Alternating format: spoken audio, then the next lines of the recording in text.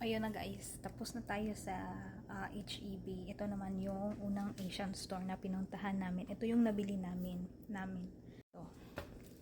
Ito movie, caramel. So, paborito ko to. And then, ito finally may miswa kasi may sardinas pa ako dyan. And then, ito, champurrado. Ready mix na goto cheese. And then, ito, crispy fry, and then tawag nito ginisa mix, and then ito Argentina na luncheon meat and tocino.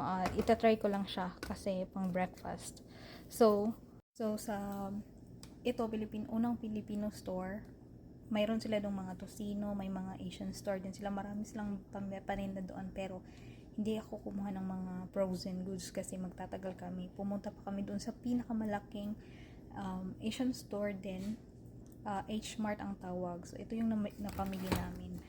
Ayan, ito, snacks.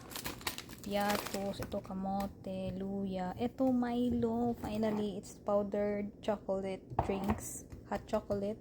May fish sauce. Ito, mugo-mugo na malaki. And, maglulumpia sana ako. Kaya lang, hindi ako kumuha ng tawag niyan ng lumpia wrapper kasi nga frozen.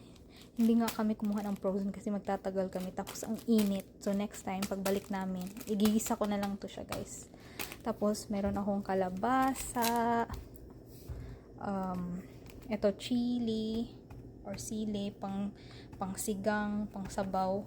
Ito sayote, isa lang kinuha ko kasi magtitinola ako. And then ito Chinese cabbage. Then, itong ating lemongrass. Ayan, finally nakabili na ako. And, itong mga kamote. Ito pang patawag na to, breadcrumbs. Ito, wish, isang favorite ko. Then, pancit canton. Ito try namin. Isa lang kinuha ko. Marami tong pancit canton and noodles. Ayan lang. So, thank you so much. Yan lang nabili namin. Ayan. So, ito talaga. Hindi ako nakakita ng Bear brand na brand. So, ng powder milk. Yan lang kinuha ko. So, ayan. Arrange muna natin to guys. Thank you so much for watching. Yan lang. So, diba, marami din siya, pero mas mura ito yung malaking Asian market.